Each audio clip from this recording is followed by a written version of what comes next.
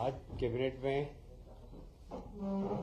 Doctor Mohan Yadav ji की अध्यक्षता में जो कैबिनेट संपन्न हुई तो सबसे पहले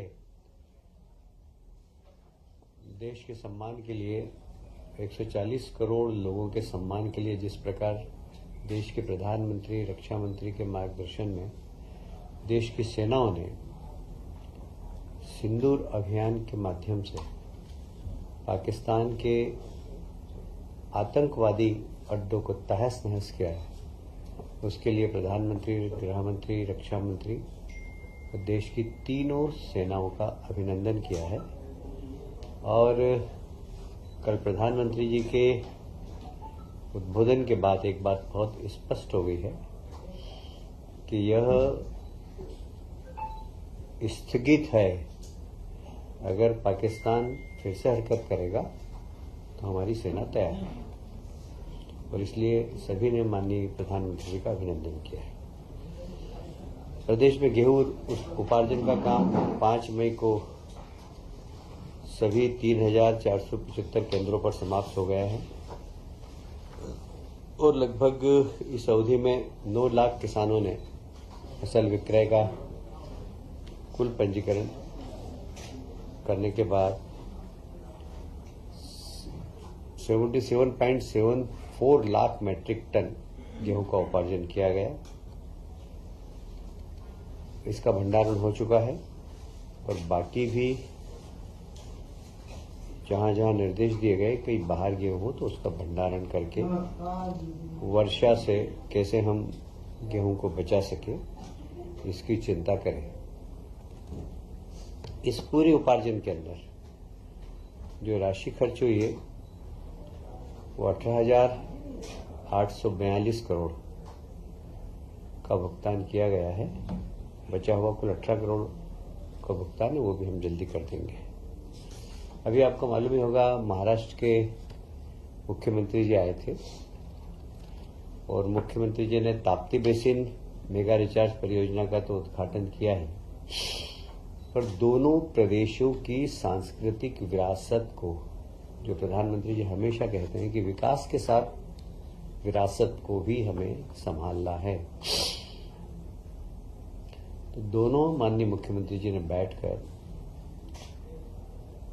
महाराष्ट्र और मध्य प्रदेश के जो ज्योतिर्लिंग है, महेश्वर, ओंकारेश्वर, गणेश्वर, भीमा शंकर, इन सब का एक सर्किट बना है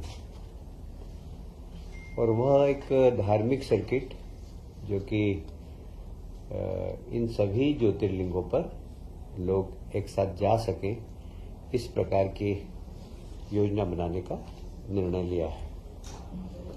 साथ ही महाराष्ट्र में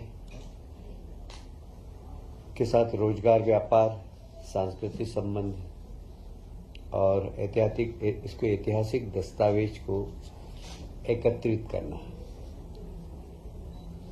महाराष्ट्र में भी कृष्ण पात्र, मध्य प्रदेश में हम लोग भगवान कृष्ण ने जहां जहां अपनी लीला की है उस सभी स्थानों को हम डेवलप कर रहे हैं। जैसे महाराष्ट्र में भी वे सब स्थान जहां पर कि भगवान कृष्ण ने अपनी लीला के माध्यम से उस समय में असुरों के खिलाफ एक अच्छी अपनी संघर्ष की प्रवृत्ति समाज के अंदर जागृत की थी, उन सब स्थानों को एक बार फिर से महाराष्ट्र भी डेवलप करेगा। जैसे भगवान दत्तात्रेय, नाथ परंपरा, भ्रतहरि, उनका संबंध मालवा निमाड़ से भी है, ऐसे नाथ परंपरा का महाराष्ट्र, हिमाचल प्रदेश, मध्य प्रदेश, इनसे बड़ा संबंध रहा है। तो इन सब को डेवलप करना, लोक माता अहिल्याबाई का जन्म महाराष्ट्र का ही है, उनके स्थान को भी डेवलप करना। और मुझे कहते हुए बहुत प्रसन्नता है कि जिस प्रकार हमने इंदौर में मां साहब के 300 वर्ष पूरे होने पर कैबिनेट करने का निर्णय लिया है, उसी प्रकार महाराष्ट्र की सरकार भी पुणे के पास माँ अहिल्याबाई का जन्म स्थान है, वहाँ कैबिनेट करेंगे। तो एक अच्छा माँ अहिल्या के प्रति ट्रिब्यूट है महाराष्ट्र सरकार का भी। साथ ही आपको स्मरण होगा कि देवी अहिल्या माता ने उस समय रोजगार की चिंता की थी। उस समय महेश्वर की साड़ी, बुनकर, हस्तकरघा, इसको प्रमोशन किया था। तो हमारी सरकार और महाराष्ट्र की सरकार भी इस दिशा में जहां आवश्यकता होगी तो संयुक्त रूप से भी काम करेगी। ऐसे ही महाराष्ट्र के जो वीर हैं, बाजीराव पेशवा, होलकर शिंदे, ये सब इनका हमारा और इनका काफी संबंध रहा है। तात्या टोपे, रानी लक्ष्मीबाई, अप्पाजी भोसले, ये सब महान लोगों के ऐतिहासिक दस्तावेज को हम संकलन करेंगे और उसको डिजिटाइजेशन करेंगे। मोडी लिपि, जो करीब करीब आजकल लोग पढ़ने वाले बहुत, इंदौर में तो मेरा ख्याल है 2-4 ही बचे हैं मोडी लिपि को पढ़ने वाले और समझने वाले। इसकी लिपि को सुरक्षित करना और इसके भी विद्यार्थी तैयार करना, इस दिशा में भी हम काम करेंगे। माता अहिल्या देवी के पूरे जीवन पर सांस्कृतिक, धार्मिक, प्रशासनिक जो योगदान है उनका, उसके ऊपर नृत्य नाटिका, film, light and sound projection, mapping इत्यादि का काम महाराष्ट्र सरकार भी करेगी और हम भी करेंगे।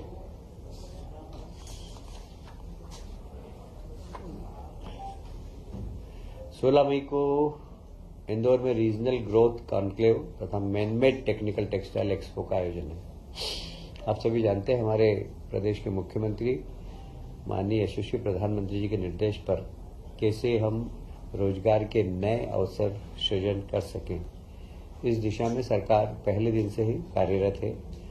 मैं उसको दोहराऊंगा नहीं कि मध्य प्रदेश में जितने भी इन्वेस्टर मीट हुई है, GIS हुई है, उसके बाद से भी लगातार यह काम चालू है। अभी उसके बाद भोपाल की GIS के बाद इंदौर में भी IT कॉन्क्लेव हुई थी और उसमें भी निवेश करने के लिए हमने लोगों को प्रोत्साहित किया है।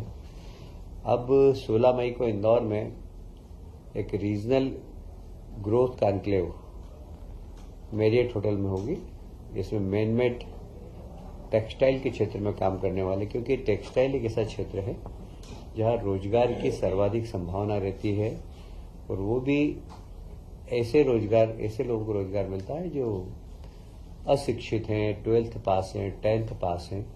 उनको थोड़ा सा उनका स्किल डेवलपमेंट करके इस क्षेत्र में रोजगार के बहुत अवसर मिलते हैं। इसका नाम क्या रीजनल? जी, इसका नाम क्या रीजनल ग्रोथ कॉन्क्लेव? ओके। 14 मई को बेंगलोर में एक रोड शो है। वहीं पर भारत अर्थ मूवर्स लिमिटेड परियोजना, ये भारत सरकार का एक संस्थान है, इसको भूमि आवंटन का भी काम किया जाएगा। इस योजना के माध्यम से यह भारत अर्थ मूवर्स लगभग 1800 करोड़ का निवेश करेगा। यहाँ यह स्थान होगा इसका गोहरगंज रायसेन VEML द्वारा। यह हाई स्पीड रेल के, मेट्रो ट्रेन के कोचेस बनेंगे और ये मुझे याद आ रहा है, ये काफ़ी दिनों से पेंडिंग था। अभी इसको जमीन आवंटन भी हो चुकी है और इन लोगों ने भी सारी, क्योंकि भारत सरकार का प्रोजेक्ट है ये, तो ये जल्दी ही प्रारंभ होकर वहाँ के स्थानीय लोगों को रोजगार देने का काम करेगा।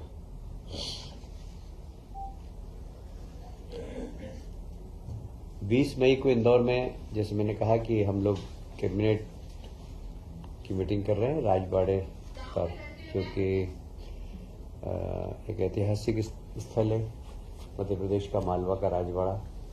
वहाँ पर हम विजन 2047 इसके ऊपर भी मंत्रिमंडल के सामने इसका प्रस्तुतिकरण होगा और लगभग ये 3-4 घंटे का प्रस्तुतिकरण है, जिसमें माननीय मंत्रीगण अपनी सलाह देंगे। तो ये 20 तारीख को इंदौर में संपन्न होने वाला है। खेलो इंडिया यूथ गेम 2025 में मध्य प्रदेश का बहुत शानदार प्रदर्शन रहा है। 4 से 15 मई खेलो इंडिया गेम्स, जिसमें मध्य प्रदेश ने 9 स्वर्ण और 5 रजत पदक, 10 कांस्य पदक जीतकर देश में 6ठा स्थान प्राप्त किया है। मुझे कहते हुए प्रसन्नता है कि पिछले 10 वर्षों में खेलों के क्षेत्र में मध्य प्रदेश ने काफी प्रगति की। बड़ी मुश्किल से पहले हमारा 20वां 25वां स्थान रहता था। अब हमारे यहाँ के प्रदेश के खिलाड़ियों को हमने जब इंफ्रास्ट्रक्चर दिया, खेल विभाग ने बजट बढ़ाया, उसके बाद से खिलाड़ियों के खेलने के स्तर में भी बहुत परिवर्तन आया है। और इसीलिए आप देख रहे हैं कि इस बार 9 स्वर्ण पदक, 5 रजत और 10 कांस्य पदक जीतकर मध्य प्रदेश 6वें स्थान पर पहुंच गया है। आप सभी जानते हैं कि जो छत्तीसगढ़ हाथियों के कारण वहां के किसान बहुत परेशान हैं, पर एक कॉरिडोर है जिसमें हमारे भी 2-3 जिलों में हाथी आ जाते हैं। हमने उन हाथियों से किसानों की और वहां के जनजीवन को बचाने के लिए एक 47 करोड़ की बड़ी महत्वाकांक्षी योजना प्रारंभ की है, जिससे कि जंगली हाथियों की सुरक्षा भी हो, जंगली हाथियों के कंट्रोल के लिए वहां पर किस प्रकार उन गांवों को प्रशिक्षित करें, जैसे कि हाथी घुस जाए तो फिर उनको पटाखे फोड़कर उनका मार्ग परिवर्तित करना, ये सब प्रशिक्षण देना, ये सब काम भी होगा। इसमें हमारा EI सर्विलेंस भी वहां पर होगा। हाथी जब आएंगे तो हम पहले से हमें पता लग जाए, उसका एक कंट्रोल रूम होगा जिसमें कि हम उनको रेस्क्यू करके, जैसे हमें जानकारी मिलेगी हम उनको रेस्क्यू करके और एक यथास्थान जंगल में वापस पहुंचा सकें। आप सभी जानते हैं कि जब हाथी बड़ा उग्र हो जाता है तो मानव जाति के लिए बहुत खतरा हो जाता है। तो उग्र भी नहीं हो, इसके लिए बहुत ज़रूरी है कि वहाँ के ग्रामीणों को प्रशिक्षण देना कि जानवर को उत्तेजित नहीं करना, ये बहुत ज़्यादा ज़रूरी होता है। नहीं तो जब गांव में घुसता है तो अज्ञानतावश वो उत्तेजित कर देते हैं और उत्तेजित जानवर के बहुत नुकसान पहुंचा देता है। और इसलिए वहाँ के लोगों को प्रशिक्षण करना और वहाँ पर एक रैपिड एक्शन टीम तैयार करना, जहाँ जहाँ स्थान है उन सब स्थानों पर निगरानी रखना, उनकी ट्रैकिंग करना, पेट्रोलिंग, ये सब व्यवस्था की जाएगी। और इसमें लगभग 47 करोड़ रुपए का बजट का प्रावधान है।